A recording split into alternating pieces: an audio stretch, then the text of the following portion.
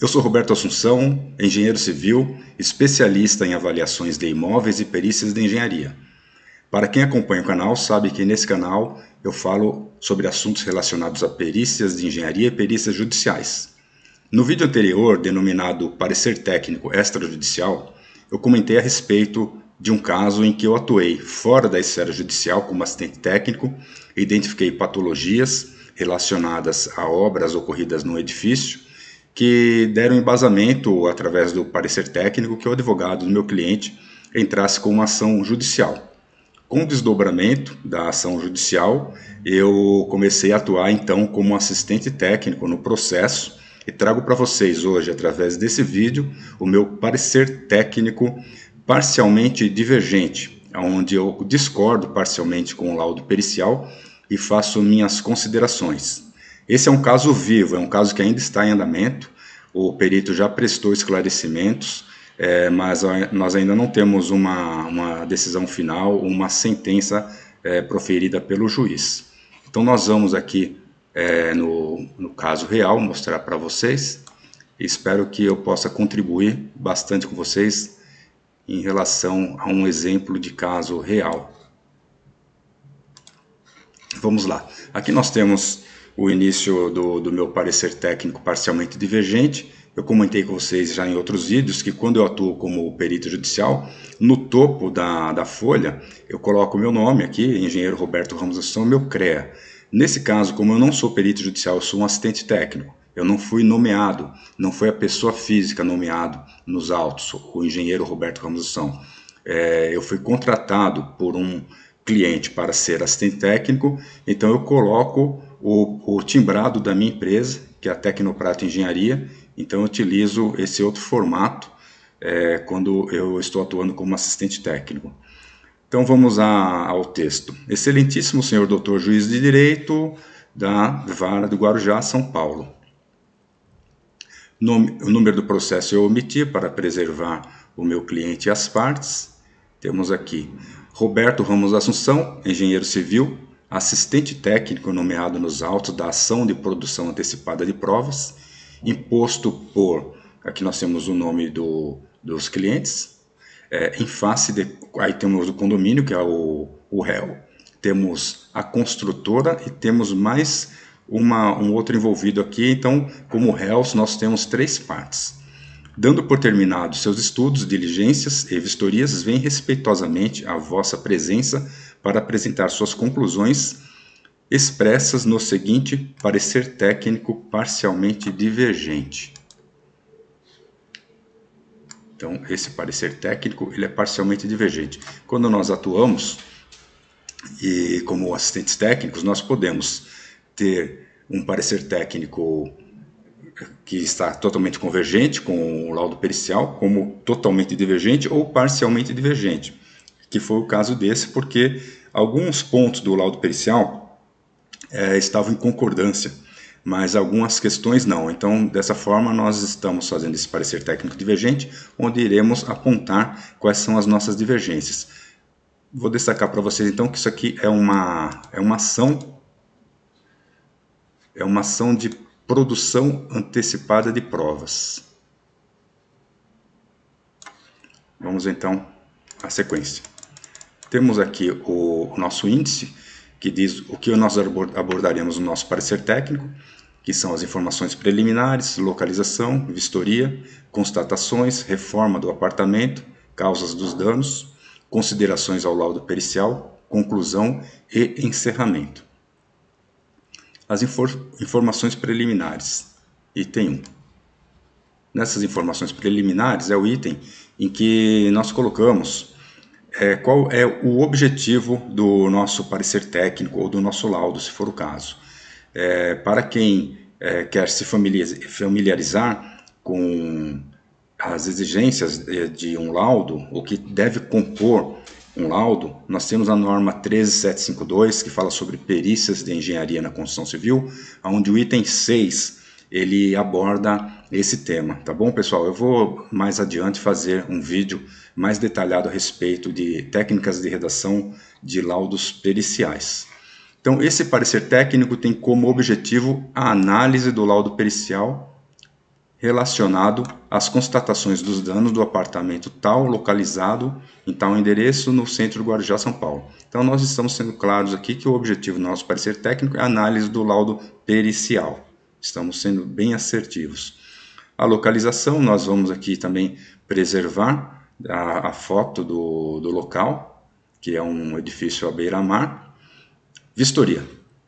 Realizamos vistoria em 22 de janeiro de 2020, às 14 horas, acompanhados pelo senhor, aqui nós temos o nome do autor, proprietário do apartamento, o engenheiro que foi o perito judicial, o assistente técnico do condomínio e mais um outro assistente técnico. Ocasião em que constatamos danos ocorridos no imóvel que surgiram a partir do início das obras contratadas pelo condomínio. Então, esses danos, nós sabemos que eles iniciaram a partir das obras contratadas pelo condomínio em meados de 2015.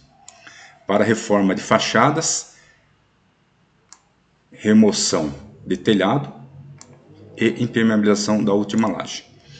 Essa vistoria aqui ocorreu em janeiro de 2020. Conforme despacho das folhas 249, efetuamos nova vistoria em atendimento ao despacho da folha 262 em 17 de julho de 2020, às 14 horas. Como eu comentei, houve a vistoria em janeiro de 2020, mas 2 dos arrolados como réus não compareceram. Nós vimos que, como réus, nós temos o condomínio, temos a construtora e temos mais um participante. Então, como esses outros 2 não haviam tomado conhecimento da perícia, eles peticionaram que fosse agendada uma outra perícia, então nós fizemos uma outra vistoria dia 17 de julho de 2020, às 14 horas, com a presença dos participantes supracitados, além dos engenheiros, assistentes técnicos da construtora e representante da construtora. Constatações que efetuamos nessa vistoria. O edifício está localizado na Praia D, é composto de pavimento térreo, 19 andares tipo, com 2 apartamentos por andar, 48 anos de idade, padrão de acabamento médio e bom estado de conservação. Então aqui nós temos a constatação e a descrição do edifício. Agora nós vamos ao imóvel. O imóvel é objeto de estudo, trata-se de apartamento unifamiliar com 229,62 metros quadrados, localizado no 19º andar, cito, último pavimento do edifício, erigido em estrutura de concreto, com vedação em paredes de alvenaria, acabamento externo em pastilhas, revestimento interno em argamassa com acabamento em pintura látex acrílico, revestimento cerâmico em áreas molháveis, esquadrias de madeira, decorações de gesso, instalações elétricas e hidrossanitárias embutidas. Esse item aqui tem que acontecer quando você elabora um parecer técnico ou um laudo. Nós temos que descrever detalhadamente, se for no caso de um apartamento, descrever o edifício e depois descrever o apartamento. Em virtude da obra de reforma das fachadas do edifício, ocorreu a remoção parcial do telhado para fixação de balancins e viabilização da execução dos serviços, sendo que, posteriormente, o condomínio decidiu não reconstruir o telhado, como era originalmente, optando por manter parte do telhado e impermeabilizar parte da laje, sendo esta laje forro do imóvel em questão. Ou seja, o condomínio resolveu fazer a reforma das fachadas. Para viabilizar a reforma das fachadas, retirou parte do telhado do edifício para viabilizar a montagem dos balancins. Posteriormente a isso, o condomínio resolveu não mais fazer o telhado como era originalmente. Não foi uma decisão que foi tomada com o morador do último andar, que é o nosso cliente, que é o autor da ação. Simplesmente o condomínio decidiu não mais fazer o telhado e fazer, na parte onde foi removido o telhado, uma impermeabilização. Após a remoção parcial do telhado e impermeabilização parcial da laje, a unidade 191 passou a sofrer infiltrações em todos os compartimentos. Surgiram fissuras, trincas em paredes e teto, além do aquecimento de todos os pontos de água fria do imóvel em virtude da exposição das tubulações ao sol. Então, com a retirada do telhado, aquelas tubulações que estavam passando por baixo do telhado, as tubulações de água fria do apartamento, passaram a ficar expostas e sem a proteção térmica, de forma que ao abrir a torneira nós sentíamos aquela temperatura muito elevada da água, água realmente muito quente, porque as tubulações ficaram expostas ao sol. A reforma do apartamento. Esse apartamento ele foi totalmente reformado, então ele estava em perfeitas condições, um apartamento de muito bom gosto, e através da reforma da fachada ocorreram essas causas das patologias, de forma que o cliente perdeu tudo aquilo que ele tinha feito na reforma em virtude das patologias que apareceram, que nós vamos descrever mais adiante. O apartamento foi completamente reformado anteriormente à ocorrência da obra, contratada pelo condomínio, tendo a reforma iniciado em 11 de abril de 2008 e finalizada um ano após. Nessa reforma foram feitas adequações de decorações, detalhes arquitetônicos, substituição de revestimentos cerâmicos, louças, granitos, adequações no terraço, criação de espaço gourmet, revisão de instalações elétricas e hidrossanitárias e pintura em geral. Causas dos danos. As fissuras, trincas e infiltrações constatadas são decorrentes de duas intervenções ocorridas na reforma do edifício. Em virtude da reforma do edifício, duas intervenções foram as responsáveis pela ocorrência das patologias na edificação em questão, que é o apartamento do 19º andar. Sendo essas questões a eliminação parcial do telhado e execução do serviço de impermeabilização. Foram esses dois pontos os focos da origem dos problemas, conforme descreveremos a seguir. O ponto número 1, responsável pela origem dos problemas, foi a eliminação parcial do telhado. Dizemos parcial porque foi preservado uma pequena área do telhado, que é a área que está sobre a área comum do edifício, sobre a caixa de escada e sobre o posto do elevador. Então, essa parte do telhado remanescente, ela não está sobre a unidade do autor. A unidade do autor ela ficou desprotegida, foi feita uma impermeabilização apenas, não foi reconstruído o telhado. Então a eliminação parcial do telhado, com a eliminação parcial do telhado, que protegia a laje forro do apartamento em questão, localizado no último pavimento do edifício, esta passou a sofrer a incidência direta de irradiação solar, implicando em movimentação térmica, ou seja, a expansão, fenômeno que ocasiona tensões do centro da laje em direção às suas extremidades, implicando no surgimento de fissuras, trincas, não somente na laje forro, mas também nas paredes de alvenaria que oferecem restrições ao movimento de expansão da laje. Então ocorreu o seguinte, nós tínhamos o telhado e nós tínhamos a laje. Entre o telhado e a laje, nós temos um colchão de ar que dissipa o calor incidente nas telhas, e de forma que aquele calor ele chega muito mais atenuado à superfície da laje. Esse colchão de ar que está entre o telhado e a laje, ele serve como um isolante térmico. À medida que você retira o telhado e fica só a laje recebe a incidência de raios solares diretamente, ocasionando uma concentração de calor. Mesmo à noite, que nós não temos, obviamente, o sol, aquela laje ela está tão aquecida que o morador ele sente o calor daquela laje cuja temperatura ainda não se dissipou. Ele demora horas para se dissipar e no outro dia passa a receber sol novamente. Então, com a retirada desse telhado e a laje começou a receber essa irradiação direta, a laje começou a sofrer uma movimentação térmica, um fenômeno de dilatação da laje.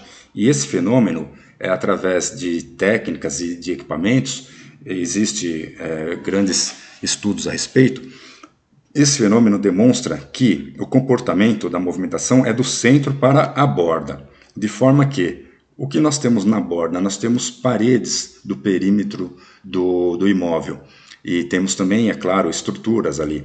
Então, com essa movimentação da laje que está engastada, a estrutura está engastada às vigas, que consequentemente estão associadas às paredes, com essa movimentação da laje, todo esse conjunto estrutural se movimentou, de forma que a parte mais frágil qual que é? São as paredes de alvenaria. Essas paredes passaram a ter fissuras, trincas, rachaduras, cuja a abertura favorece também a penetração de água. Então, além de aparecer as fissuras, trincas e rachaduras, através delas surgiu a penetração de água, ou seja, as infiltrações.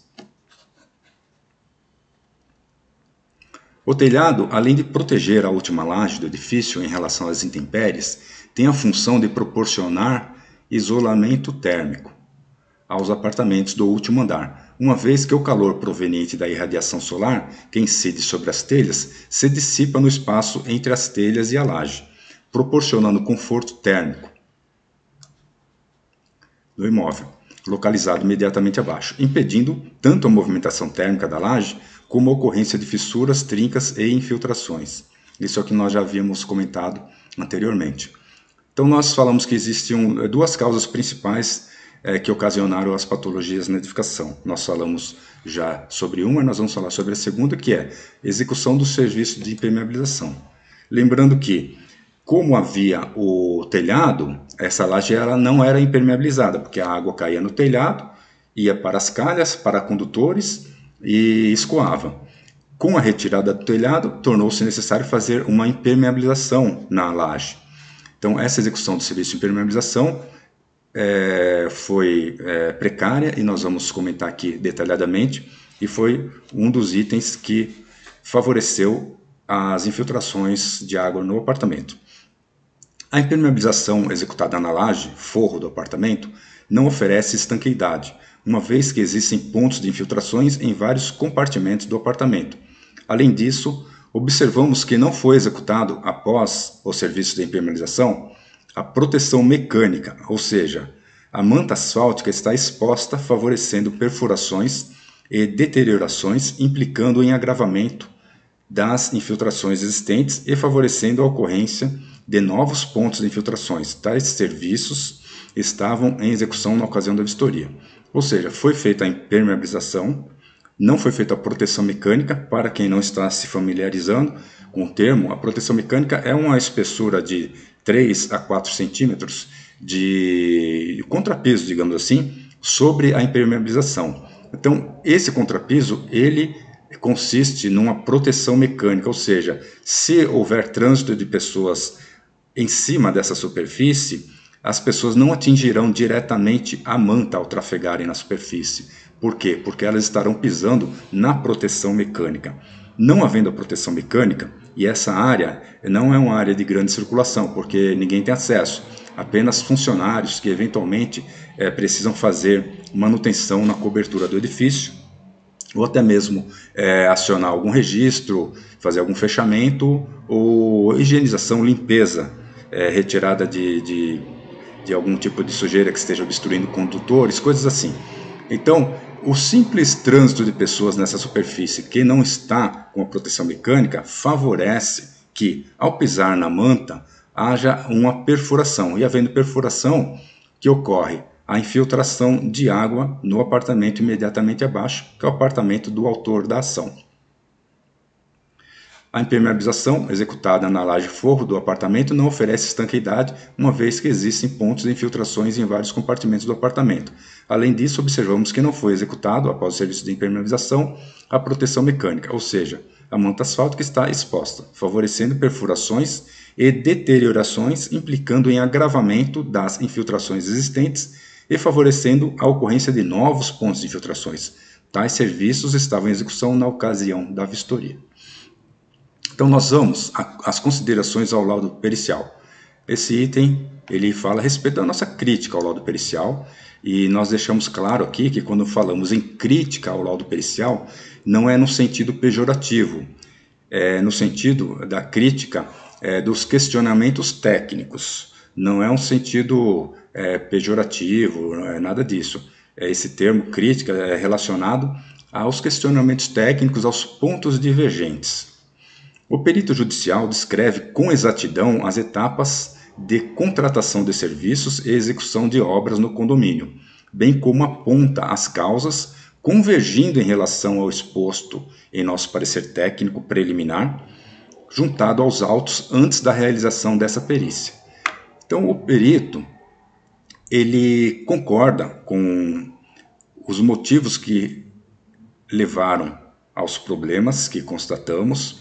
Ele descreve perfeitamente e cronologicamente todas as etapas, desde a contratação das obras por parte do condomínio, a execução, término, e todas as implicações. Então, todo o laudo pericial, por isso que o nosso parecer técnico é parcialmente divergente, porque em relação a uma boa parte do laudo pericial, nós concordamos, estava excelente.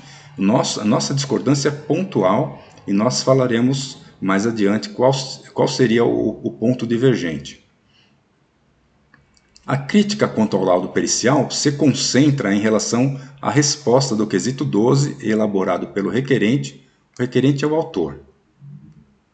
Respostas do quesito 5 elaborado pelo requerido condomínio, que é o réu. São os quesitos elaborados pelo assistente técnico do réu. E resposta aos quesitos 4 elaborado pela requerida, que é a construtora, que também é ré. Os três quesitos têm em comum a solicitação de apuração de valores, sendo mais específico o quesito 12, elaborado pela requerente.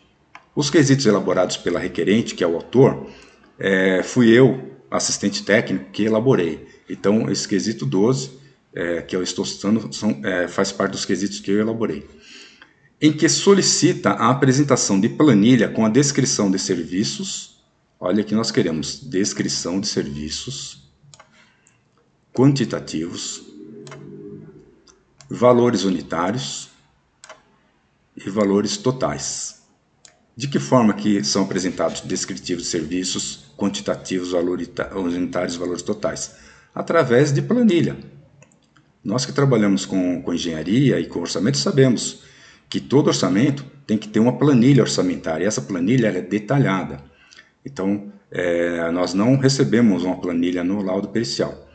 Então, assim, esses itens são necessários para a correção das patologias apresentadas. Esses itens citados na planilha são os itens necessários para a execução do serviço de reparos do apartamento. Observamos que o laudo pericial não apresenta a planilha solicitada, e sim um valor estimado de R$ 300 por metro quadrado, que não temos como aferir por se tratar de uma estimativa, sem a descrição detalhada, tais como etapas construtivas, por compartimento do imóvel, valores unitários e valores totais, BDI e impostos. Então, o perito judicial, ele fixou um valor de R$ 300 por metro quadrado para os reparos do apartamento. Só que nós não temos um detalhamento, uma planilha, para sabermos que esses R$ 300 por metro quadrado é produto de uma média que ele fez da planilha. De repente ele poderia ter feito a planilha, ter achado um valor total do serviço dividido pela área, teria um valor por metro quadrado, mas não foi isso que aconteceu. É um valor sugerido. Nós entendemos que esse valor não tem um amparo, porque não tem nenhuma fonte, não tem descritivo, não tem nada que possa justificá-lo. Então, mediante essa informação vaga, nós achamos por bem insistir para que o perito judicial apresentasse a planilha orçamentária solicitada.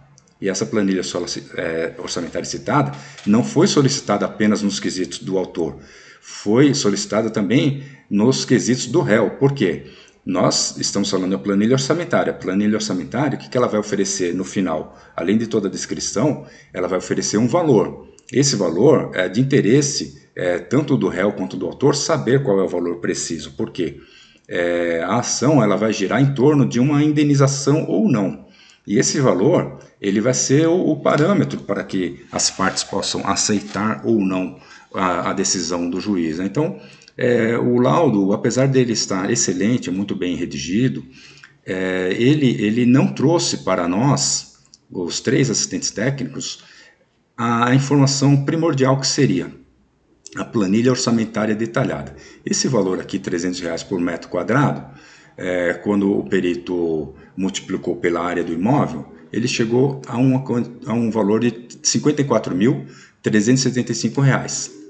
Tendo como base o valor estimado por metro quadrado, o laudo pericial aponta o valor de R$ 54.375 como o valor necessário para os reparos, que se mostra insuficiente diante dos orçamentos já apresentados pelo requerente, além de não contemplar a revisão de instalações elétricas e substituição de mobiliário danificado pela ação da umidade. Então, o que eu tenho a dizer aqui? O valor se mostra insuficiente diante dos orçamentos já apresentados.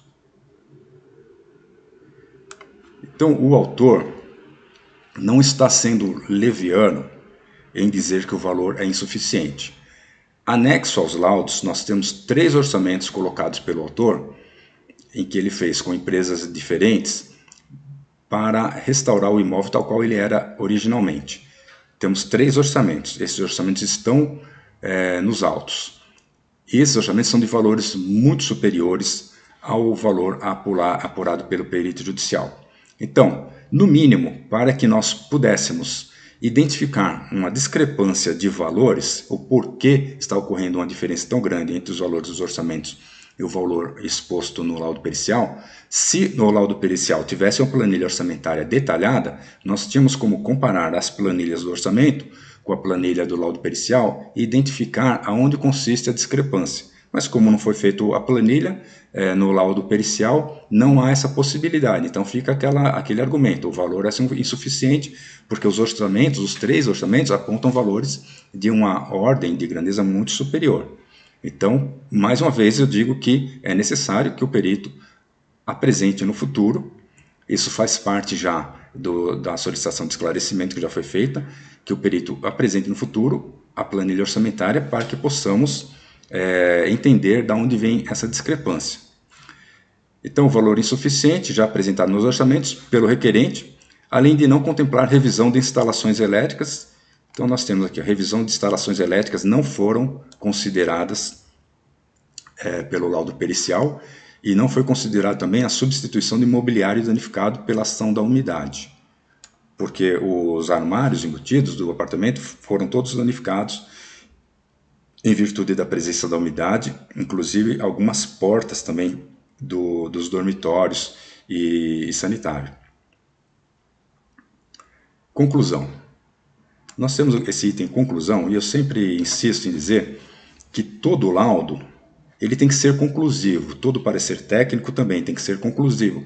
O objetivo, nós falamos lá na frente, lá atrás, né? Falamos que o objetivo era identificar aqueles problemas já apontados.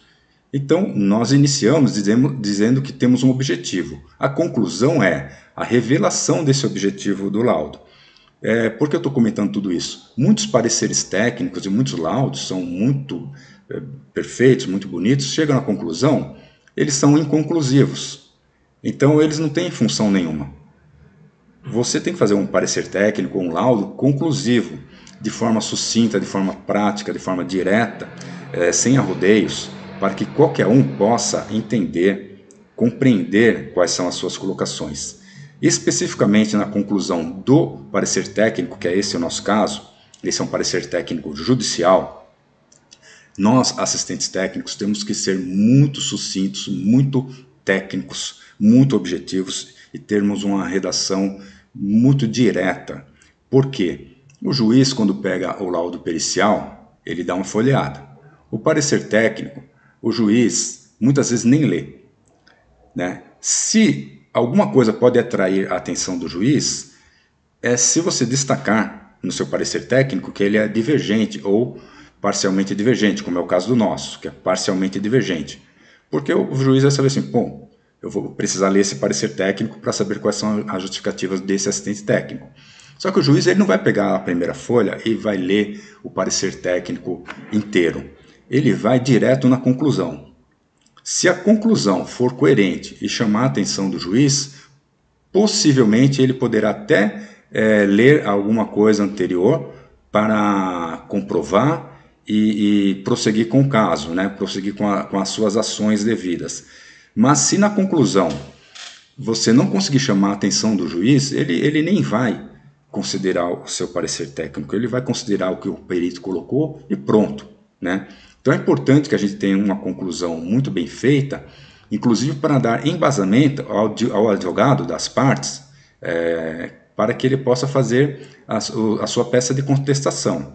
Então, assim, no caso eu fiz esse parecer técnico, o advogado do autor, que é o meu cliente, ele se baseou no meu parecer técnico para fazer os questionamentos ao laudo pericial. Então nós vamos falar aqui a respeito da conclusão e fazer os devidos comentários. O laudo pericial não apresenta a planilha orçamentária detalhada, solicitada nos quesitos tanto da requerente quanto das requeridas. Assim, entendemos ser necessário as respostas adequadas destes quesitos para maior clareza e análise dos valores estimados. Ou seja, essa conclusão tem 2 parágrafos. No primeiro, a gente já fala assim: o laudo pericial não responde aos quesitos solicitados. Então, aí a gente já deu uma informação muito precisa para o juiz. Olha, nós estamos divergindo porque o laudo não nos apresenta as informações solicitadas. Segunda parte. Além da apresentação da planilha supracitada, é necessário que se apure o valor de serviços para revisão de instalações elétricas e substituição do mobiliário danificado pela unidade. Então, além de dizer que o laudo não apresenta o que foi solicitado, com essa informação de que não existem essas apurações, em outras palavras, nós estamos dizendo que o laudo não foi completo no que nós necessitamos, né? Faltou ainda uma parte da apuração.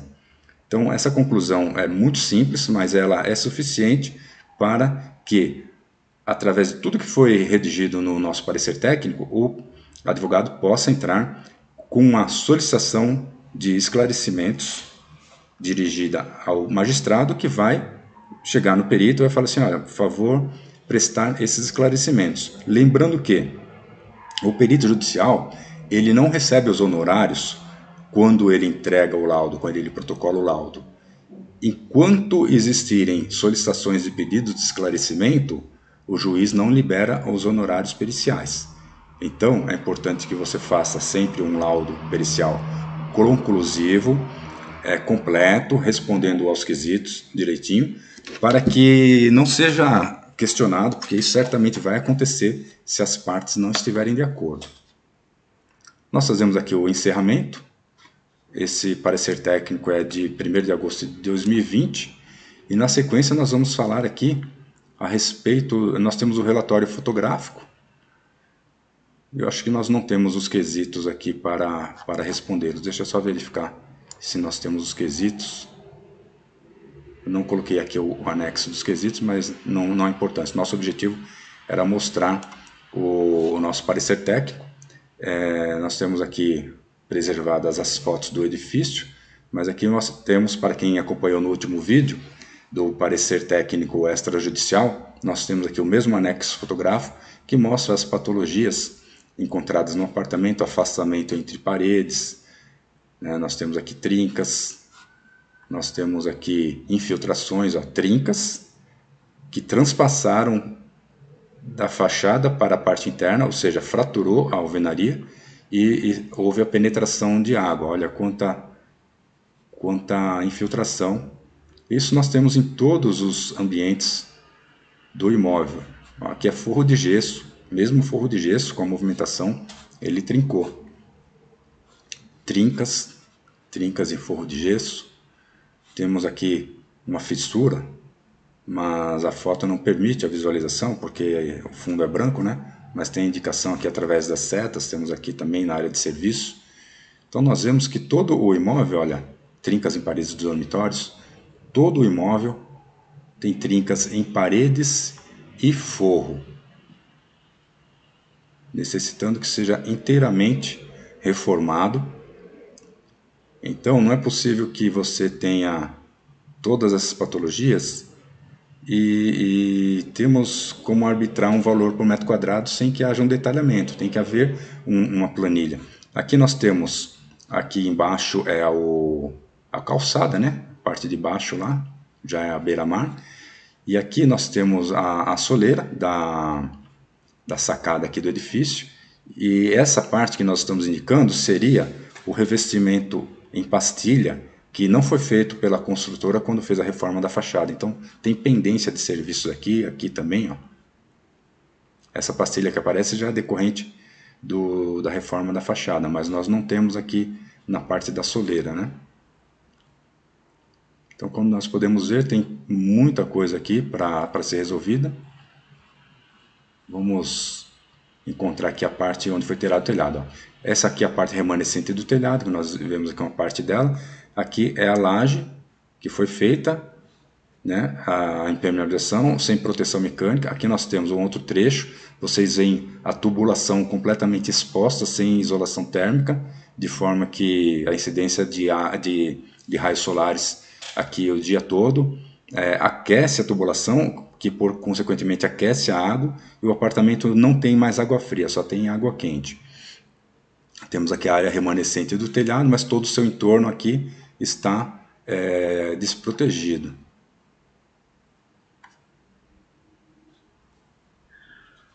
Tubulações aqui, olha, todas desprotegidas. Então é isso, pessoal. Eu espero ter contribuído com vocês aí com a apresentação desse caso real, que é um parecer técnico divergente, onde eu atuei. Esse caso é um caso vivo, ele ainda está em andamento, ainda não tem os desdobramentos, as respostas de esclarecimento do perito, ainda não tive acesso, certamente elas ocorrerão muito em breve, e ocasião em que possivelmente eu farei um terceiro vídeo falando do desfecho do caso.